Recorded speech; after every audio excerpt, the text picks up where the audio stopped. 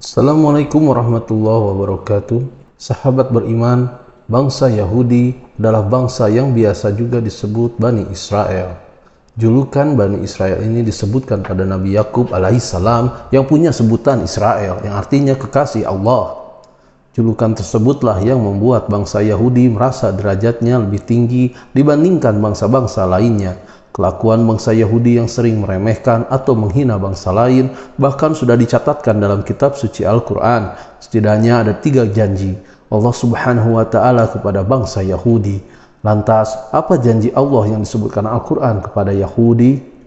Seperti apa wujud janji Allah Subhanahu wa Ta'ala kepada Yahudi? Dan kapankah kebangkitan kaum muslim yang dijajah Yahudi? Berbicara tentang bangsa Yahudi membuat ingatan kita tertuju pada tingkah lakunya yang sering meremehkan bangsa lain. Kelakuan bangsa Yahudi ternyata bukan sekedar kebetulan, sebab Al-Quran telah menjelaskan tindak tanduk bangsa Yahudi. Allah Subhanahu wa Ta'ala berfirman, "Dan telah kami tetapkan terhadap Bani Israel dalam kitab itu, sesungguhnya kamu Bani Israel akan membuat kerusakan di muka bumi ini 2 kali.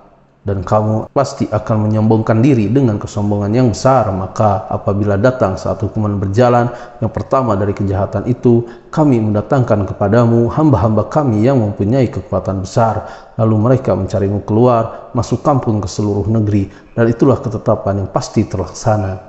Al-Quran Surat Al-Isra ayat 4 hingga 5. Ayat tersebut turun di Mekah, jauh sebelum kaum muslimin mempunyai kekuatan di Madinah. Dalam catatan sejarah, bangsa Yahudi telah berkali-kali mengalami kehancuran sebelum datangnya Islam. Keberadaan bangsa Yahudi pernah hampir punah oleh kekuatan Babilonia dan Roma. Hal ini terjadi sebelum Islam datang. Bangsa Yahudi melakukan kerusakan yang pertama setelah ayat tersebut turun, kemudian disusul dengan penghancuran yang menimpa mereka. Tanpa menunggu waktu yang lama, kehancuran oleh bangsa Yahudi yang pertama kali merupakan perjuangan hamba-hamba Allah Subhanahu wa Ta'ala. Hal ini sebagaimana yang dijelaskan dalam Al-Quran. Dialah yang mengeluarkan orang-orang kafir di antara ahli kitab dari kampung-kampung mereka pada saat pengusiran kalian. Pertama kamu tidak menyangka bahwa mereka akan keluar, dan mereka pun yakin bahwa benteng-benteng mereka akan dapat mempertahankan mereka dari siksaan Allah. Maka Allah mendatangkan kepada mereka hukuman dari arah yang tidak mereka sangka-sangka, dan Allah mencampakkan ketakutan ke dalam hati mereka. Mereka memusnahkan rumah-rumah mereka dengan tangan mereka sendiri dan tangan orang-orang yang beriman. Maka ambillah kejadian itu untuk menjadi pelajaran, hai orang-orang yang mempunyai pandangan. Al-Quran Surat Al-Hashr ayat 2. Pengusiran dan kehancuran bangsa Yahudi yang pertama kali mengakibatkan koloni-koloni mereka tersebar ke penjuru negeri. Janji kedua Allah Subhanahu wa Ta'ala kepada Yahudi tak bisa dibantah bahwa kesombongan dan kerusakan yang lebih besar lagi kembali diulangi bangsa Yahudi. Hal ini sebagaimana firman Allah Subhanahu wa Ta'ala di dalam Al-Quran, "Kemudian kami berikan giliran kepadamu untuk mengalahkan mereka kembali, dan kami membantumu dengan harta, kekayaan dan anak-anak keturunan, dan kami jadikan kamu kelompok yang lebih besar." Al-Quran Surat Al-Isra ayat 6. Ayat tersebut mengisyaratkan bahwa Allah Subhanahu wa Ta'ala memberikan kesempatan kepada Yahudi untuk mengalahkan orang-orang yang pernah mengusirnya, yaitu orang-orang yang pernah mengusir dan mengejar Yahudi keluar masuk negeri. Bangsa Yahudi berhasil membalas sakit hatinya dengan menduduki kembali negeri-negeri Syam dan Palestina. Yahudi juga mengalahkan pengaruh kaum muslimin di wilayah tersebut. Maha benar Allah Subhanahu wa Ta'ala yang menunjukkan janji kedua kepada Yahudi setelah kehancuran yang pertama kalinya. Hal ini terbukti dengan melimpahnya ekonomi maupun politik terhadap bangsa Yahudi Israel. Imigran Yahudi mengalir deras dari segala penjuru negeri ke bumi Palestina tanpa bisa dicegah kaum muslimin. Kekuatan ekonomi dan militer barat hampir seluruhnya berdiri di belakang Yahudi. Karenanya kesombongan Yahudi pun meningkat hingga saat ini. Sejarah mencatatkan lembaran hitam kaum muslimin akibat ulah bangsa Yahudi.